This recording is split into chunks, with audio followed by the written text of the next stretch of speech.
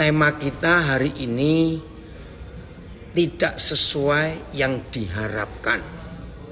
Nah, siapa yang milih tema ini? Yang milih tema ini seorang anak Tuhan yang hebat dari kota Makassar. Ya, tidak sesuai yang diharapkan. Kenapa kita bisa mengalami sesuatu yang tidak sesuai untuk kita harapkan? Penyebabnya cuma satu. Dengarkan baik-baik. Mengapa kita bisa mengalami sesuatu yang tidak kita harapkan? Penyebabnya cuma satu. Karena kita memaksakan kehendak kita untuk Tuhan kerjakan. Itu saja penyebabnya. Kalau di antara kita sering mengalami sesuatu yang tidak sesuai dengan yang kita harapkan. Izinkan saya memberi ilustrasi. Andero, kamu di Sydney atau di Brisbane ini anak saya ini. Ya, saya beri ilustrasi begini. Kalau ada satu keluarga punya pembantu rumah tangga, wajib enggak pembantu itu digaji? Ya, perhatikan, wajib. Justru kalau kita punya pembantu rumah tangga kita enggak gaji, bisa kena undang-undang Depnaker itu. Kita akan dituntut. Berarti kita memakai tenaga orang, kita enggak mau bayar. Setelah kita bayar PRT kita, wajar enggak kalau saudara memberi tugas? Kalau saya tidak berkata memberi perintah, ya wajar karena dia PRT sudah digaji. Nah, setelah kita beri perintah, kita beri tugas, ternyata dia tidak mengerjakan yang sesuai kita harapkan. Misalnya malas, maunya sendiri. Apa yang terjadi pada suatu keluarga majikan yang punya PRT dan sudah digaji dan diberi perintah, diberi tugas tapi tidak melakukannya? Ya, otomatis akan ditegur, akan diperingatkan sekali, 2 kali. Nah, sisanya urus sendiri. Maksud saya begini, saudara pernah menyadari enggak? Maaf. Pernah enggak kita menyadari bahwa sikap itu yang kita pernah atau mungkin sampai hari ini masih kita pakai kepada PRT kita, dan sikap itu kita pakai kepada Tuhan. Kita panggil Tuhan, panggil Tuhan. Coba masing-masing jujur. Ya, ternyata tidak sedikit yang mengaku Kristen, anak Papa di surga, memperlakukan Tuhan Yesus yang adalah Raja segala raja dan Tuhan di atas Tuhan-Tuhan yang lain seperti pembantu rumah tangga. Karena ini, maaf, ini salah satu penyesatan khotbah-khotbah tentang perpuluhan. Saya harus tegas berkata, loh, apa hubungannya? Tunggu dulu. Ternyata khotbah-khotbah tentang perpuluhan itu menciptakan suatu kondisi di hidup murid anak-anak Tuhan. Kalau kita sudah memberi perpuluhan karena diwajibkan, lalu khotbah-khotbah perpuluhan itu memberi iming-iming, tahu iming-imingnya? Beri, saudara, beri, nanti kita akan diberi. Wah, percayalah, doa kita akan dijawab. Karena Tuhan akan mengusir belalang pelahap, mengusir belalang pengerip, belalang pindan, belalang pelompat, dan macam-macam lagi. Nah, ketika kita sudah bayar Tuhan, dan Tuhan tidak mengerjakan yang kita inginkan, Maka itu saya menemukan 3 hal ini isi doa gereja. Minta, nyuruh, lapor. Lapor, nyuruh, minta. Karena dengan konsep aku sudah memberi kepada Tuhan. Aku ini rajin doa pagi. Aku rajin doa puasa. Aku ini rajin ikut pelayanan. Dan persembahanku gak pernah terlambat. Saudara, ketika konsep itu ada di hidup banyak orang Kristen. Menganggap Tuhan PRT, pembantu rumah tangga. Sebab sudah digaji bulanan. Yang namanya perpuluhan, maaf. Pasti ada yang tersinggung, saya tahu ini. Ada yang tersinggung. Ya sudah, kalau saudara tidak memperlakukan itu kepada Tuhan, ya gak usah tersinggung, gitu saja. Maaf saya berkata, jangan-jangan kalau saudara tersinggung, ya saudara pernah. Itu sebabnya tidak sedikit orang yang mengaku Kristen, ketika doanya tidak dijawab, kalau saya pakai istilah PRT tadi, ketika perintah yang diberikan kepada Tuhan tidak Tuhan kerjakan. Lalu orang Kristen mengungkit-ungkit jasa-jasanya yang pernah dia buat kepada Tuhan. Wih, ngeri sekali. Ya sudah, pokoknya kalau saudara tidak, ya sudah. Jadi jangan ngerecoki saya untuk ngajar terus, maafkan saya. Nah, karena ekspektasi kita, harapan kita terlalu tinggi kepada Tuhan, sehingga kita kecewa ketika Tuhan tidak melakukan seperti yang kita perintahkan dengan ungkit-ungkit, aku rajin memberi perpuluhan, aku rajin memberi persembahan, aku rajin doa, rajin baca Alkitab, rajin semua urusan rohani. Nah, saya harus putuskan ini dengan pertanyaan ini. Setelah itu kita melangkah. Kalau, tolong jawab ya sambil nulis. Nanti saya akan baca tulisan saudara yang di Zoom, Instagram, Facebook.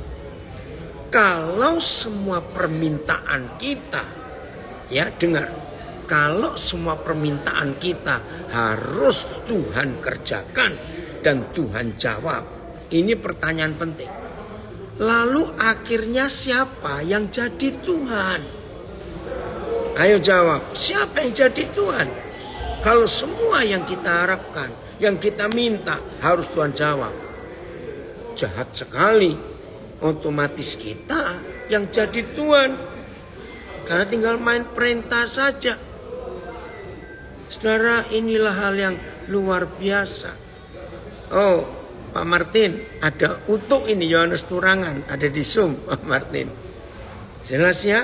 Nah, ayo kita melangkah sekarang. Kita buka ayat Yosua berapa tadi, Fit? 13 ya? Utuh 15 deh. Ya, 15. Utuh, ada Pak Martin tuh. Ya. Yo, salam hormat. Oke, Yosua 15 ayat 13 sampai 19. Kaleb merebut Hebron. Lagi sekali, Yosua 15 ayat 13 sampai 19. Kaleb merebut Hebron. Tetapi kepada Kaleb bin Yefune diberikan Yosua sebagian di tengah-tengah Bani Yehuda itu, yakni Kiryat Arba, seperti yang dititahkan Yahweh kepadanya. Arba ialah bapak orang enak. Itulah Hebron. Dan Kaleb mengalau dari sana ketiga orang enak, yakni Sesai, Ahiman, dan Talmai, anak-anak enak. Dari sana Kaleb maju menyerang penduduk Debir. Nama Debir itu dahulu ialah Kiryat Sefer. Lalu berkatalah Kaleb, siapa yang menggempur Kiryat Sefer dan merebutnya, kepadanya akan kuberikan Aksa anakku menjadi istrinya. Perhatikan ini. Lalu berkatalah Kaleb, siapa yang menggempur Kiryat Sefer dan merebutnya, kepadanya akan kuberikan Aksa anakku menjadi istrinya. Dan Otniel anak Kenas saudara Kaleb merebut kota itu. Lalu Kaleb memberikan kepadanya Aksa, anaknya menjadi istrinya. Ini tradisi zaman raja-raja dulu, ya. Ketika perempuan itu tiba, dibujuknya suaminya untuk meminta ladang kepada ayahnya. Maka turunlah perempuan itu dari keledainya, lalu berkatalah Kaleb kepadanya, ada apa? Jawabnya, berikanlah kepadaku hadiah.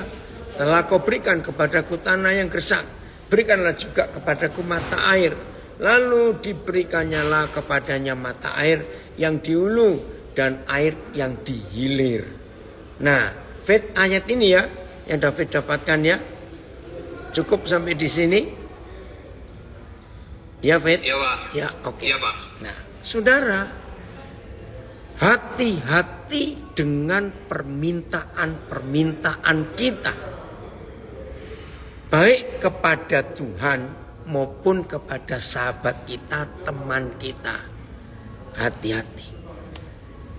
Berapa waktu yang lalu, saudara, saya diundang di suatu pelayanan, saya nggak sebut di mana. Nah, tiba-tiba ada seorang ya cukup terkenal artis, ya. Saya nggak begitu dekat dengan dia, saya nggak begitu dekat. Tapi dia tahu ada 1-2 kali pernah ikut saya pelayanan. Nah, saya tidak menjanjikan apa-apa kepada artis ini, dia yang mau ikut. Nah, saudara, sampailah tempat pelayanan. Ya biasa karena dia artis, dia nyanyi, dia bersaksi tentang hidupnya. Ya udah, saya yang khotbah. Nah, pulang, dia tuh tanya saya, tadi kita ini dapat persembahan gak ya? Aduh, saya bilang, saya ini lupa beritahu kamu. Oh, tiketmu kan saya yang bayar loh. Loh, kok bisa? Lah ya, karena memang satu hal, ada satu. Itu kebiasaan saya, kalau saya diundang kemana saja, ya saya yang bayar tiket. Apalagi tempat itu kan nggak ngundang saudara, saya sebut namanya. Ya berarti nggak mungkin dong saya akan minta tiket karena mereka nggak ngundang saudara.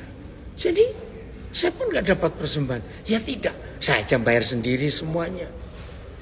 Tapi di situ hidupnya berubah. Walaupun pertama kaget, ternyata ekspektasi dia kalau pelayanan itu dapat persembahan. Tapi saya bersyukur dia berubah setelah itu.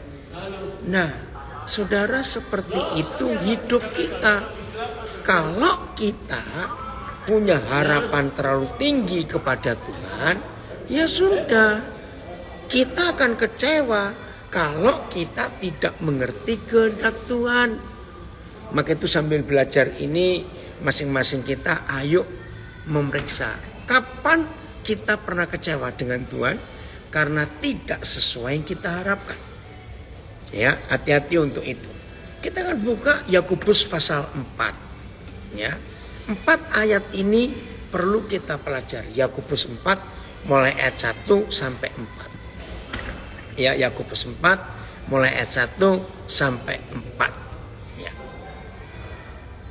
Ayo. Nah, supaya ekspektasi kita tidak mengecewakan. Ya. Lihat judulnya aja ngeri. Hawa nafsu dan persahabatan dengan dunia. Judulnya. Ayat 1. Dari manakah datangnya sengketa dan pertengkaran? Dari mana? Ya, saya ulangi. Yakobus 4 ayat 1. Dari manakah datangnya sengketa dan pertengkaran di antara kamu? Bukankah datangnya dari hawa nafsumu yang saling berjuang di dalam tubuhmu? Ini konsep penting. Coba TSI-nya Filipus. Ya, ayat 1 ini. Jadi di dalam diri kita ini, dalam kedagingan kita ini, wah, ada pertentangan, pertengkaran, permusuhan antara hawa nafsu kita. Oke, TSI-nya, ya. Lanjut. Belum? Ada TSI-nya? Ya. Mengapa kalian berkelahi dan bertengkar satu sama lain? Itu semua disebabkan oleh berbagai keinginanmu sendiri yang bergejolak di dalam dirimu. Nah, saudara, ini yang berbahaya buat hidup kita. Yakinkan diri kita yang sudah menikah. Saya berkata ini karena ini yang kami alami dalam pernikahan kami. Saya ulangi ya. Kalau ada suami istri yang sampai hari ini masih rajin bertengkar, nggak enak betul kedengarannya. Tapi ada, bahkan tidak sedikit suami istri rajin bertengkar. Karena masing-masing menuntut keinginannya untuk dipenuhi oleh pasangannya. Saya ulangi, 90 sekian persen penyebab suami istri rajin bertengkar itu karena yang satu nuntut supaya pasangannya memenuhi keinginannya. Ini Yakobus 4 ayat 1. Kakak beradik ribut sama karena keinginannya nggak dipenuhi. Lihat kasus-kasus terakhir ini, ada ibu bunuh anak, ada anak bunuh ibu. Kalau kita ngikuti berita, kalau dipikir logika, kenapa bisa sekejam itu? Ya karena keinginannya nggak dipenuhi. Lihat begal-begal tuh kejam, sadis, bunuh orang enak saja. Karena nuntut, ingin punya motor, ingin punya barang. Kejam sekali. Tuhan, kiranya Tuhan menolong aparat keamanan negara kami supaya begal-begal itu tidak ada lagi di negeri ini. Nah, itu penyebab kisruhnya, ributnya pernikahan. Ayat 2 Filipus. Ayat 2. Jadi kita cek ya, apa yang ada di hidup kita. Jangan izinkan setan bekerja. Yakobus 4 ayat 2. Kamu mengingini sesuatu, tetapi kamu tidak memperolehnya. Lalu kamu membunuh. Kamu iri hati, tetapi kamu tidak mencapai tujuanmu. Lalu kamu bertengkar dan berkelahi. Lengkap sudah kejahatan manusia ini. Kamu tidak memperoleh apa-apa karena kamu tidak berdoa. Nah, kata doa nanti kita akan bahas. TSI-nya Filipus. Ya. Apa yang menyebabkan ini? TSI-nya. Maka itu siapa yang berapa hari terakhir sempat bertengkar dengan seseorang? Ayo jujur. Pasti karena keinginan kita tidak terpenuhi. Kamu mengingini sesuatu tetapi tidak bisa mendapatkannya. Yakobus 4 ayat 2 terjemahan sederhana Indonesia. Saya ulangi, kamu mengingini sesuatu, ya. Oke, untuk selamat tidur. Ini sahabat baik kami. Saya ulangi, kamu mengingini sesuatu tetapi tidak bisa mendapatkannya. Maka kamu iri terhadap orang yang memilikinya hingga kamu siap melakukan apapun untuk mendapatkannya. Ini jahat. Lalu kamu bertengkar, berkelahi, bahkan membunuh.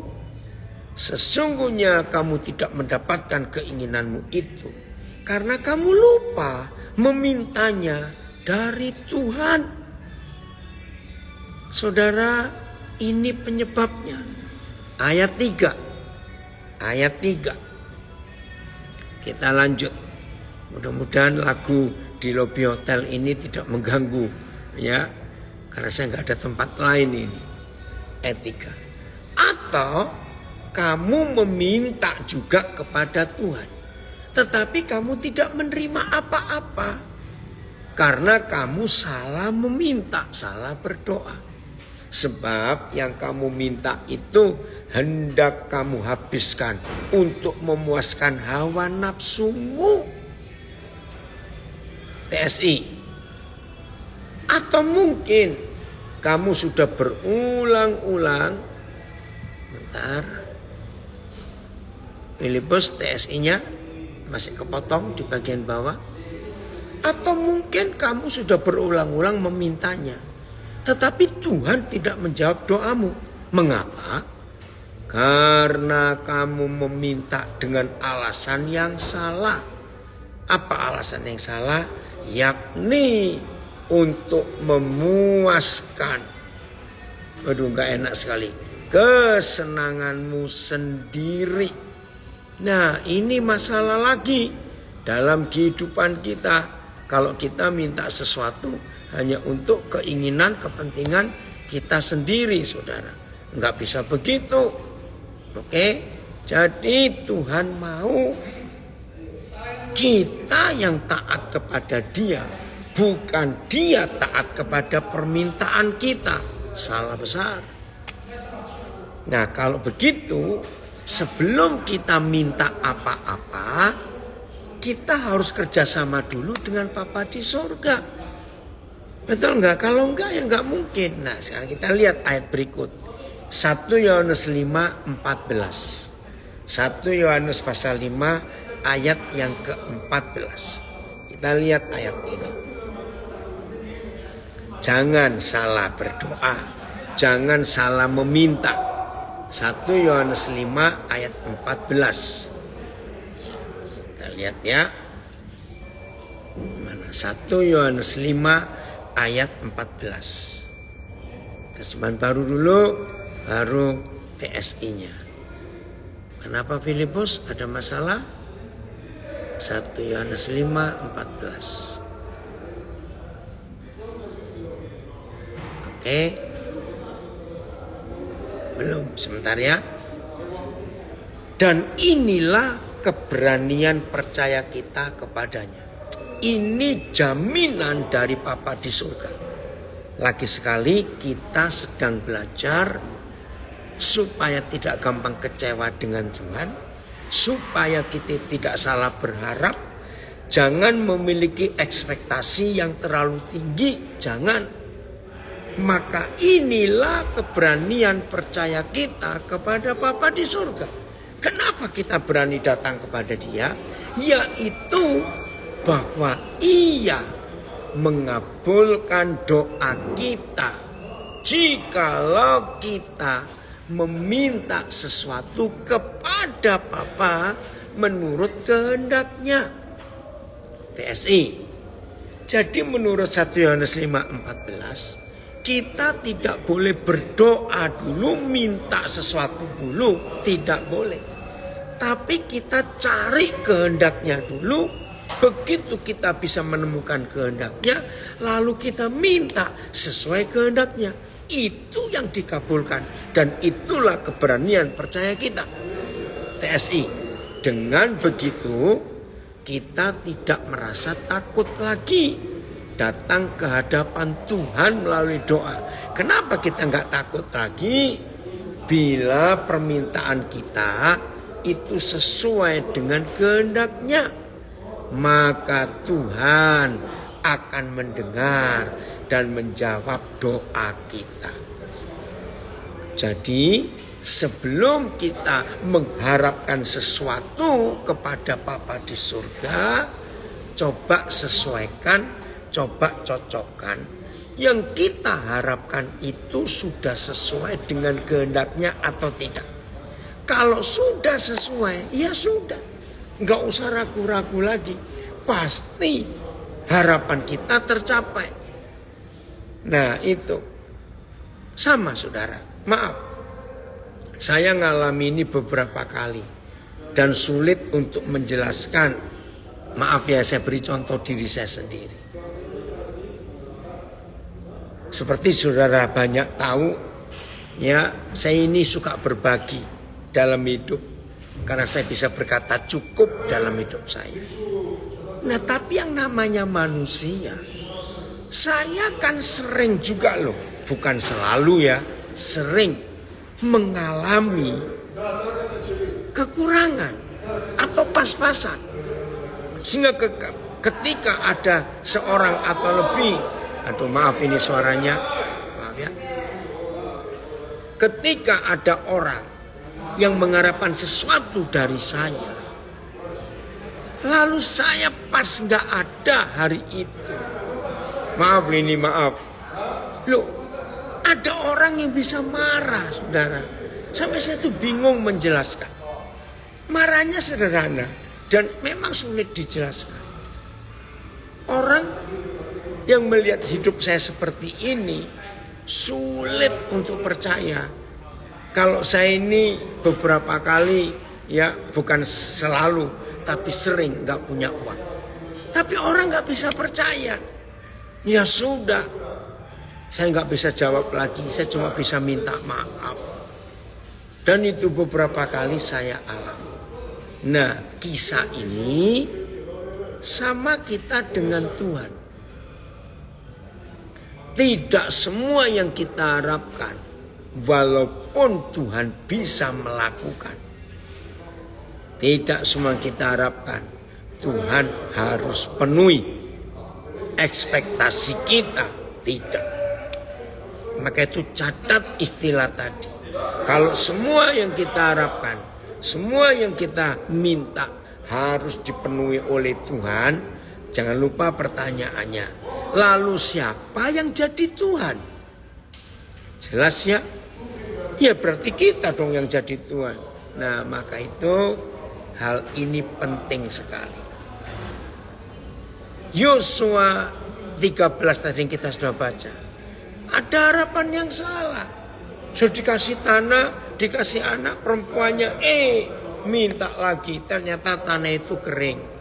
Jangan kita pernah putus asa dalam hidup ini. Maka itu kalau sesuatu yang kita harapkan tidak sesuai yang kita harapkan, lakukan dua hal. Satu, jangan nyalakan Tuhan. Dan jangan nyalakan saudara atau orang yang kita harapkan. Tapi gak bisa memenuhi. Itu nomor satu. Nomor dua. Nah ini yang penting. Dan tidak banyak orang Kristen melakukan ini. Apa itu? Setiap kali ekspektasi yang kita rindukan tidak tercapai, ingat yang nomor satu, jangan nyalakan Tuhan, jangan nyalakan saudara kita. Nomor satu. Nomor dua, tenangkan hati, periksa. Apakah yang aku harapkan sesuai dengan kehendak Tuhan? Atau apakah orang yang aku harapkan itu sedang punya atau sedang gak punya?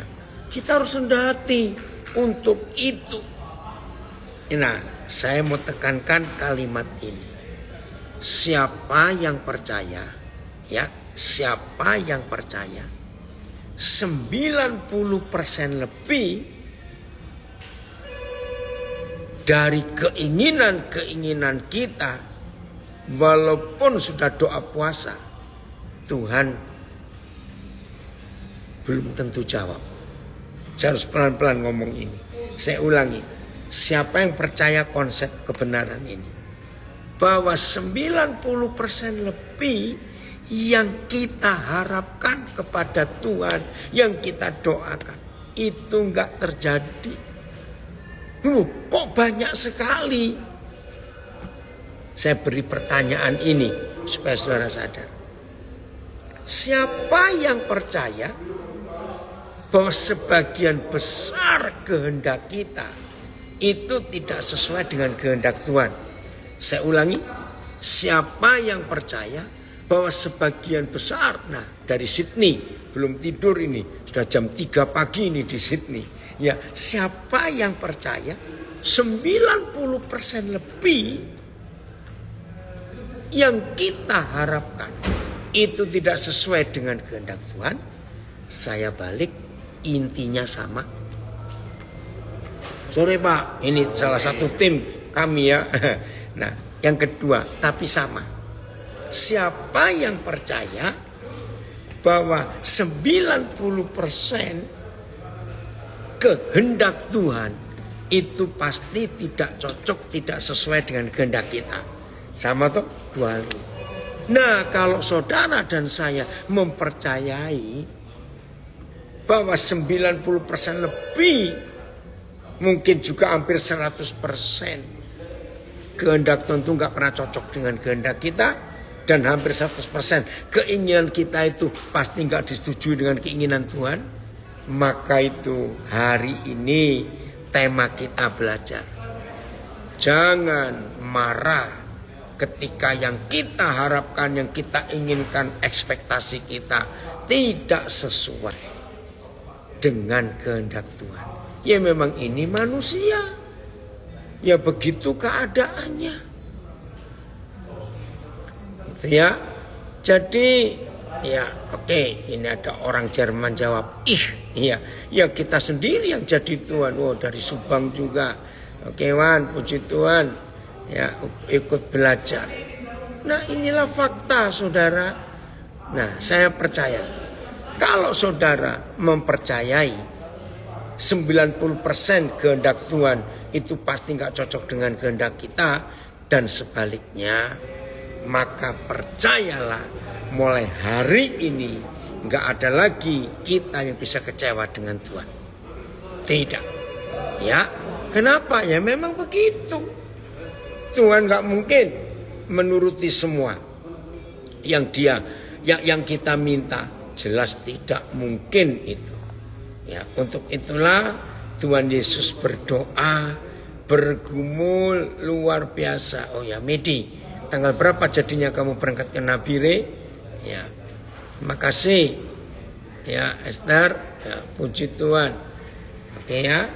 Nah saudara, ayo kita jujur. Kita periksa hati kita ini. Terus bagaimana dong? Nah, supaya kita gak gampang kecewa dengan Tuhan. Bagaimana? Ya, turunkan standar hidup kita. Setuju? Turunkan standar hidup kita. Turunkan. Maka kalau kita menurunkan standar hidup kita, maka dengan mudah Tuhan akan mengangkat kita ke standarnya Tuhan. Saya ulangi, ini konsep yang luar biasa. Supaya saudara dan saya tidak gampang kecewa dengan Tuhan. Amin ya, Yana dari Sydney. Maka kita harus turunkan standar harapan kita. Jangan berlebihan. Percayalah saudara, begitu kita diketahui Tuhan mau menurunkan standar keinginan-keinginan kita, percayalah, maka Tuhan akan mengangkat kita untuk mencapai standarnya. Terima kasih Bapak. Kiranya Roh Kudus menolong kita untuk mengerti konsep ini. Maka kalau saudara bisa menurunkan standar harapan saudara, maka Tuhan akan mengangkat hidup kita ke standarnya. Apa ya kata standar? Ukuran. Mana ayatnya? Ayo kita baca Filipi pasal 2. Betul ya Agus? Ya, Filipi 2 mulai ayat 6. Maka itu pergumulan Tuhan Yesus itu cuma satu, yaitu melawan kehendaknya. Sampai 3 kali dia minta, keringatnya campur darah karena berjuang berat. Ya, Filipus nulis 1 Yohanes 2:16, sebab semua yang ada di dalam dunia, yaitu keinginan daging, keinginan mata, serta keangkuhan hidup, bukanlah berasal dari Bapa, melainkan dari dunia. Filipi 2 ayat 6. Jadi turunkan standar kita dengan doa yang diajarkan Tuhan Yesus. Bukan kehendakku yang jadi, tapi kehendakmu. Maka dia akan mengangkat kita ke ukurannya. Yang walaupun dalam rupa Tuhan tidak menganggap kesetaraan dengan Tuhan itu sebagai milik yang harus dipertahankan, melainkan telah mengosongkan dirinya sendiri. Luar biasa itu. Melainkan telah mengosongkan dirinya sendiri dan mengambil rupa seorang hamba dan menjadi sama dengan manusia.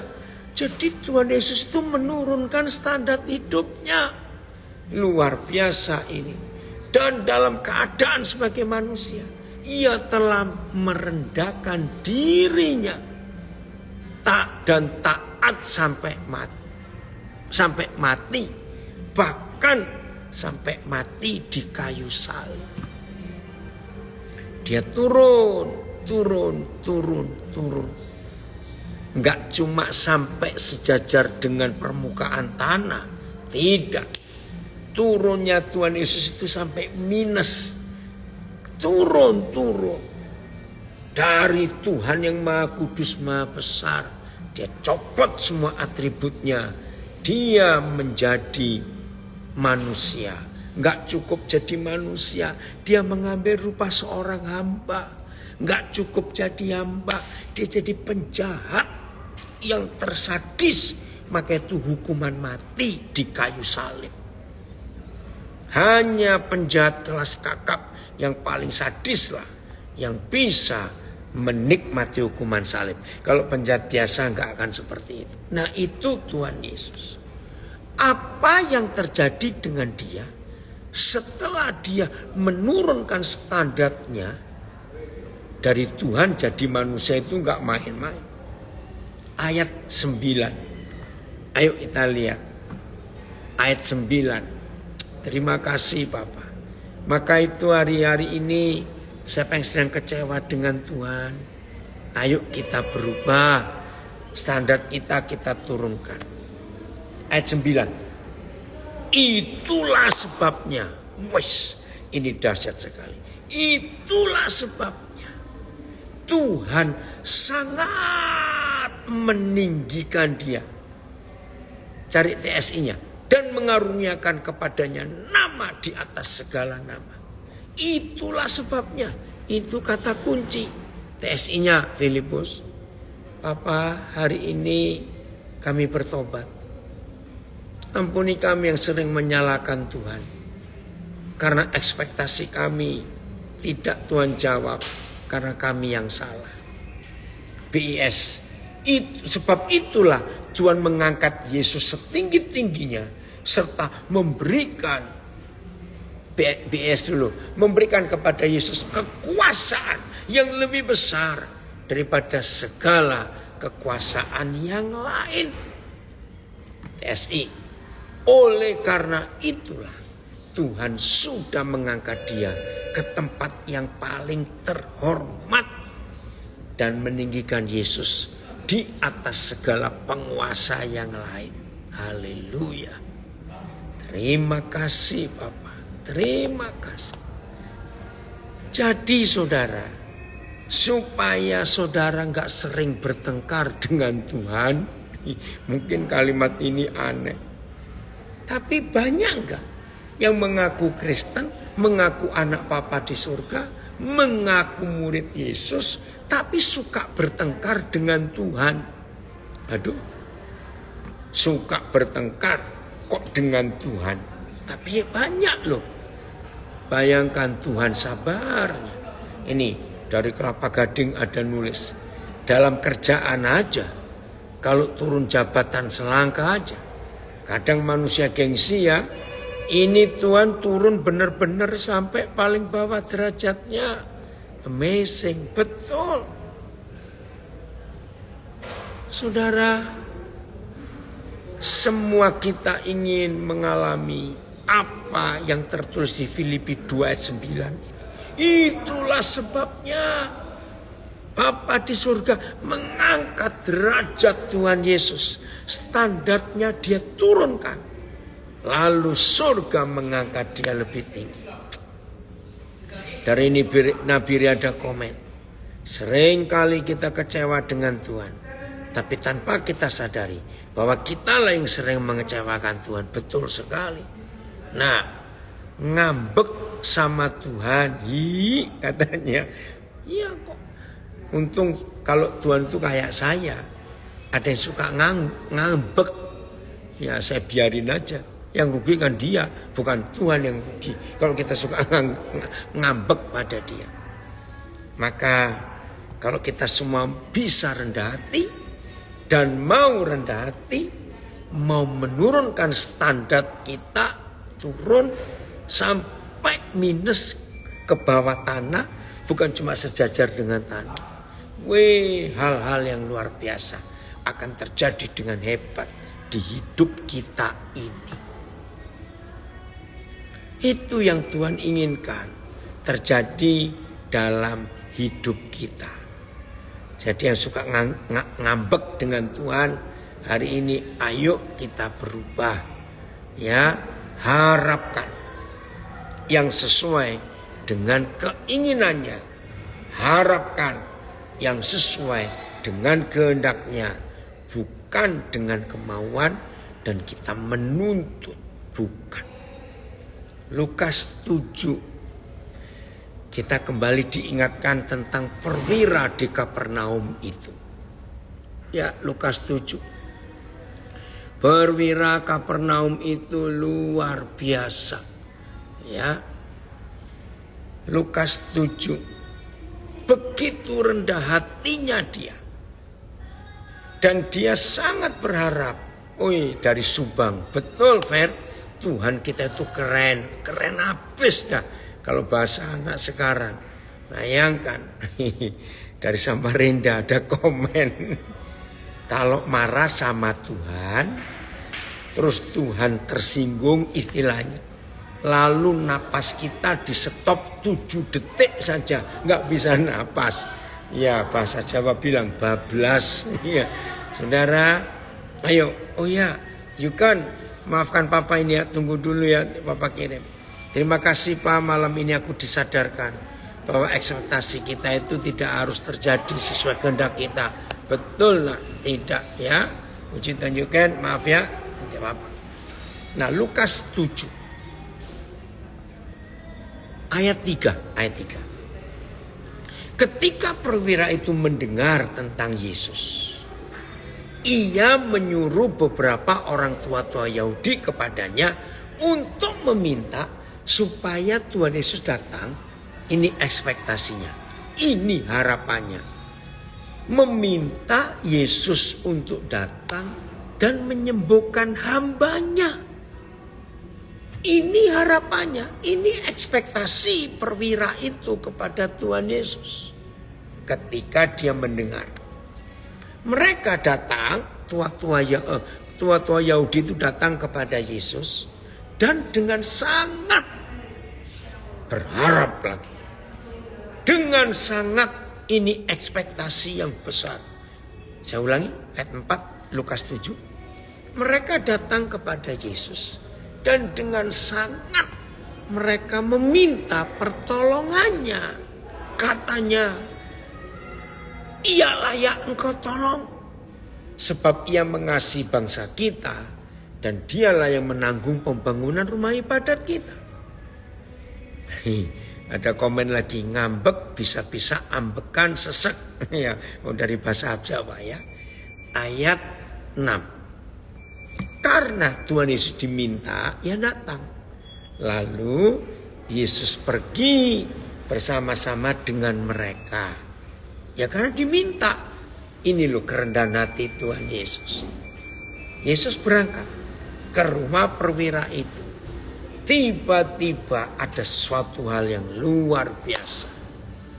Ketika ia tidak jauh lagi, Tuhan Yesus gak jauh lagi dari rumah perwira itu. Masih ingat ekspektasinya, harapannya Tuhan Yesus datang menyembuhkan budaknya yang sakit hampir mati. Tapi ada hal yang luar biasa. Ekspektasi perwira ini berubah dengan cara hormat yang hebat sekali. Apa yang terjadi ketika Tuhan Yesus tidak jauh lagi dari rumah perwira itu? Perwira itu menyuruh sahabat-sahabatnya yang kali ini sesama bangsa Romawi untuk mengatakan kepadanya, Tuhan. Saudara, ini terjemahnya salah, bukan Tuhan. Jadi perwira ini sudah meninggikan Yesus sebagai Tuhan. Tuhan, janganlah bersusah-susah. Sebab aku tidak layak menerima Tuhan di dalam rumahku. Loh, tadi ekspektasinya Yesus datanglah ke rumahku. Budakku yang sangat aku kasih mau mati karena sakit keras ini. Itu ekspektasinya. Tapi setelah Tuhan Yesus mau nyampe, loh kok berubah? Betul, ada komen di Facebook saya, sungguh perwira yang rendah hati untuk memohon kesembuhan bawahnya. Betul sekali, hebat perwira ini. Coba terjemahan TSI-nya, Filipus. Saya ingin mencari kata Tuhan ini, luar biasa. Lukas 7 ayat 6 terjemahan yang lain. Jadi dia gak mau menerima loh. Padahal tadi diharapkan, woi Hanan, ini anak saya dari Taipei, ya ikut belajar. Mana? TSI. Yesus pun pergi bersama mereka ke rumah orang itu. Lukas 7 ayat 6. Ketika mereka hampir sampai, komandan itu mengutus beberapa orang sahabatnya menemui Yesus dengan pesan, Tuhan. Nah, jadi bukan Tuhan. Perwira ini sudah mengakui Yesus itu Tuhan. Makasih Han, senang sekali Papa lihat kamu. Tuhan, Engkau tidak usah repot-repot datang ke rumah saya. Lah, masih ingat tadi di ayat yang keempat? Ekspektasinya, harapannya, datanglah ke rumah, sembuhkan budakku yang aku sayangi itu. Tuhan, Engkau tidak usah repot-repot datang ke rumah saya. Saya tidak pantas menerima Engkau di rumah. Begitu rendah hatinya perwira ini. Nah saudara, ayo kita belajar seperti perwira ini. Ekspektasi kita harus turunkan untuk sesuai dengan ekspektasi Tuhan, harapan Tuhan di hidup kita. Maka kalau kita sudah bisa melihat ekspektasi Tuhan terhadap diri kita, hidup ini akan luar biasa. Terima kasih Tuhan. Tuhan Yesus kaget. Loh, tadi diminta datang, sekarang kok tidak boleh.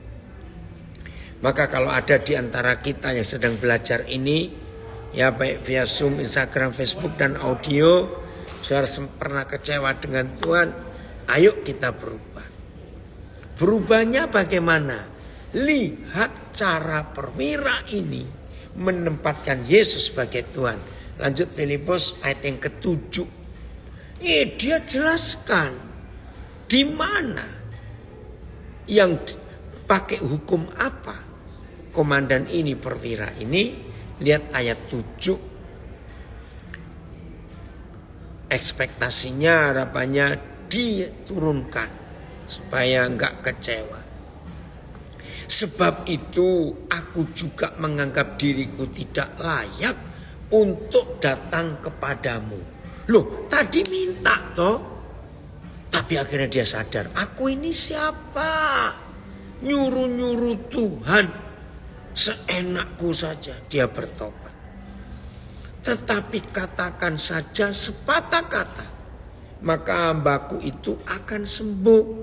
TSI-nya Filipus. TSI.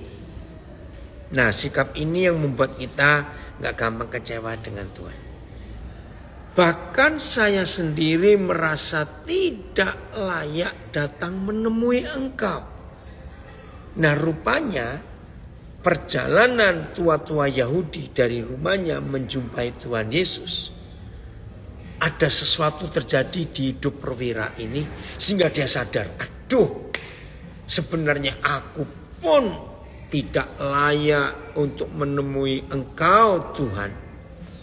Karena itu saya mohon supaya Tuhan mengucapkan saja, sembuhlah. Maka budak saya itu pasti akan sembuh. Dahsyat ini, dahsyat. Bapa di surga, ampuni kami. Apalagi kalau ada di antara kami yang sedang kecewa dengan Tuhan. Karena harapan kami tidak tercapai. Ampuni kami. Dalam nama Yesus. Kepada keluarga-keluarga yang masih belum sembuh, rasa kecewanya maaf. Waktu COVID melanda dunia, bagi keluarga yang pernah kehilangan orang dikasih, sudah doa puasa, doa malam, sudah doa macam-macam. Kenapa kok tetap meninggal? Hari ini ayo kita miliki iman perwira ini. Turunkan derajat kita. Akuilah dia tetap Tuhan di atas segala-galanya. Maka kekecewaan kita akan hilang. Karena kita merendahkan hati di hadapan Tuhan. Banyak saudara, banyak. Maka waktu COVID, ketika saya harus mimpin pemakaman 4 anak rohani saya. Aduh, itu sungguh-sungguh hal yang sangat menyedihkan. Tapi kita percaya Tuhan gak pernah salah. Oke? Jadi perwira ini menurunkan derajatnya. Aku gak layak menemui Tuhan. Maka itu gak perlu Tuhan datang ke rumahku. Cukup katakan sembuh, maka budakku sembuh. Loh, dasar imannya apa? Lihat ayat 8. 8 atau 9, Lukas 7. Ayo. Ini loh dasar imannya perwira ini. Supaya ekspektasi kita enggak salah, kita lihat ini. Ya, ayat 8. Sebab aku sendiri seorang bawahan. Nah, rupanya perwira ini mengambil prinsip prajurit. Komandan yang memberi perintah kepada prajuritnya, anak buahnya. Hanya ada 2 kata, siap laksanakan. Enggak boleh berkata setelah siap laksanakan, tapi izinkan saya mengubur bapak saya dulu. Enggak ada. Ya, itu sistem militer. Nah, karena dia seorang jenderal, sebab aku sendiri seorang bawahan. Kenapa? Karena dia ada kaisar di Roma dan ada Herodes pemimpinnya di tanah jajahan. Dan di bawahku ada pula prajurit. Jika aku berkata kepada salah seorang prajurit itu pergi, maka ia pergi. Dan kepada seorang lagi datang, maka ia datang. Ataupun kepada hambaku yang sakit ini, kalau dia beri perintah, kerjakanlah ini, maka ia mengerjakannya. Saudara, hari ini supaya kita nggak gampang kecewa dengan Tuhan, supaya ekspektasi kita kalau nggak dijawab kita nggak kecewa, ambil sikap perwira ini. Turunkan standar kita, turunkan derajat kita dengan menghormati yang di atas kita. Perwira ini sadar, dia mengangkat Yesus itu sebagai Tuhan. Yang lebih tinggi dari kaisarnya di Roma. Yang lebih tinggi daripada Herodes rajanya yang ada di Yerusalem. Maka itu dia mengalami kemuliaan yang luar biasa. Setelah konsep hidup Tuhan itu ada di dirinya. Maka itu sekarang ini kita perlu periksa. Periksa apa? Mulut ini sudah hari-hari panggil Tuhan, Tuhan, Tuhan. Tapi mari kita jujur, apakah betul-betul dia jadi Tuhan di hidup kita? Iya Terry, kami ada di Elat. Ya.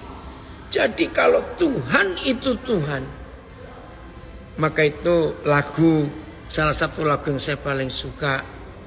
Engkaulah Tuhan, Engkaulah Raja, berdaulat atas hidupku, ku berserah penuh.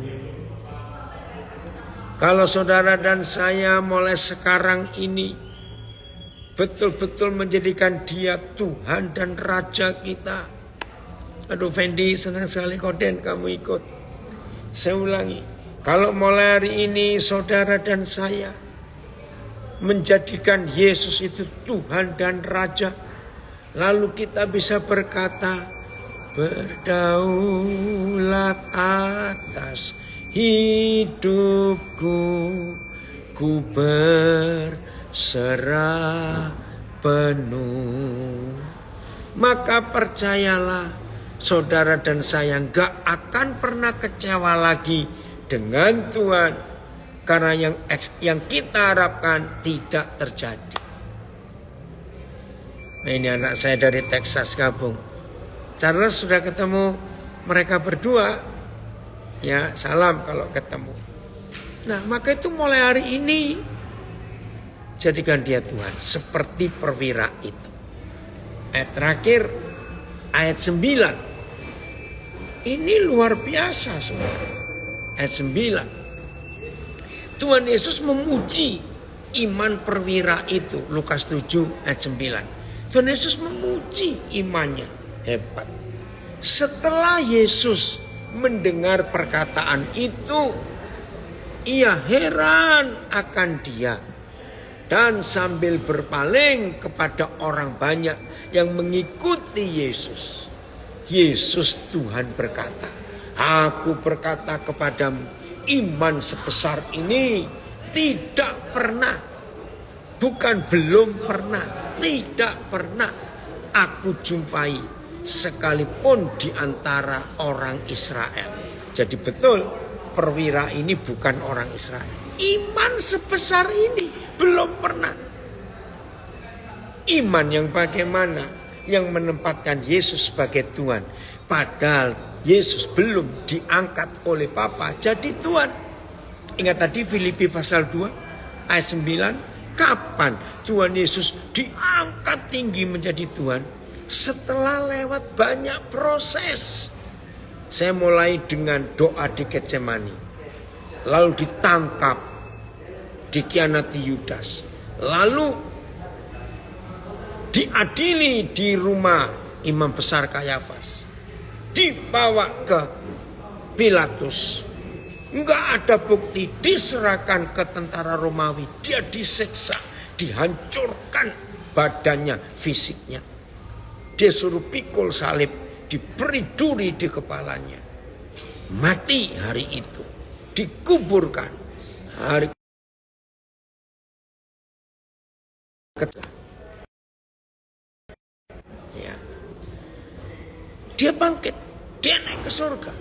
40 hari kemudian, saudara, dia naik ke surga. 10 hari kemudian, Roh Kudus dicurahkan. Nah, pada waktu itu Tuhan Yesus diangkat menjadi Tuhan, dilantik menjadi Tuhan. Nah, sekarang saudara bayangkan, ya, bayangkan itu. Kenapa? Dari zaman perwira itu, ya, sampai Yesus naik ke surga, itu kan perlu proses lama sekali. Betul enggak? Jauh dari perwira itu sampai Yesus betul-betul jadi Tuhan. Itu kan jauh sekali. Tapi kenapa Yesus yang belum jadi Tuhan, tapi di hidup perwira itu dia adalah Tuhan buat perwira itu. Ini yang iman luar biasa. Maka itu bagi saudara yang baru pertama kali ini mendengar kebenaran ini, dan saudara melihat hal yang luar biasa, miliki imannya, sehingga ekspektasi saudara akan sesuai dengan kehendak Tuhan. Maka kita nggak akan kecewa. Ayat 10, ayat terakhir. Faith, kalau kamu belum tidur, bisa beri komen sebentar ya. Lihat ini. Ayat 10, Lukas 7. Ini hebat Tuhan kita. Papa, biarlah mulai hari ini, malam ini kami belajar. Dan setelah orang-orang yang disuruh itu kembali ke rumah, jadi Tuhan Yesus gak jadi ke rumahnya loh. Padahal ekspektasinya Yesus diundang ke rumahnya. Tapi kisah nyatanya enggak begitu karena berubah. Dan setelah orang-orang yang disuruh itu kembali ke rumah, didapatinya lah hamba itu telah sehat kembali. Haleluya. Saudara, ayo kita perhatikan. Lofi, terima kasih nak kamu hadir semalam begini ya. Perhatikan ini. Satu, Tuhan Yesus sempat menuruti enggak permintaan perwira itu. Cukup katakan sembuhlah. Jawabannya enggak. Tuhan Yesus belum ngomong apa-apa. Tuhan Yesus letakkan tangan ke atas budak itu, enggak juga. Tuhan Yesus nengking dari jauh, hei setan penyakit, keluar kau dari budak itu. Enggak juga. Berarti Tuhan Yesus itu enggak ngapa-ngapain. Catat, enggak ngapa-ngapain. Wow. Sam, Papa senang sekali kamu hadir. Bagaimana lukisan-lukisanmu nak? Udah lama Papa enggak lihat lukisan-lukisanmu. Enggak ngapa-ngapain. Budak itu sembuh. Nah, kesimpulannya begini. Kalau saudara dan saya tidak mengharapkan hal-hal yang besar sesuai keinginan kita, tapi kita percayakan penuh kepada kehendak Tuhan, maka kita akan mengalami hal-hal yang besar di luar harapan ekspektasi kita. Buktinya perwira ini. Dia minta dua hal, saudara. Dia minta dua hal, ya. Ekspektasinya itu luar biasa. Satu, Yesus datanglah ke rumah, sembuhkan budakku. Tuhan Yesus nuruti. Mau dekat rumahnya dibatalkan. Lalu permintaan kedua, cukup katakan sembuhlah, maka budakku sembuh. Saudara lihat, ternyata dua-dua yang diharapkan dia batalkan dan Tuhan Yesus tidak melakukan. Tapi yang didapat lebih daripada itu. Berbahagialah setiap kita kalau mulai hari ini dalam hidup kita sebagai anak-anak Bapa di surga berani berdoa itu. Engkaulah Tuhan, Engkaulah Raja, berdaulat atas hidupku, ku berserah penuh. Maka hidup ini indah, hidup ini menyenangkan, hidup ini luar biasa. Itu Tuhan kita. Terima kasih Papa. Ada contoh perwira yang hebat itu imannya luar biasa. Begitu pula dalam hidup kami masing-masing. Tuhan memberkati kita semua. Jadilah anak-anak Tuhan yang berkenan kepada Dia. Dia itu Tuhan. Haleluya.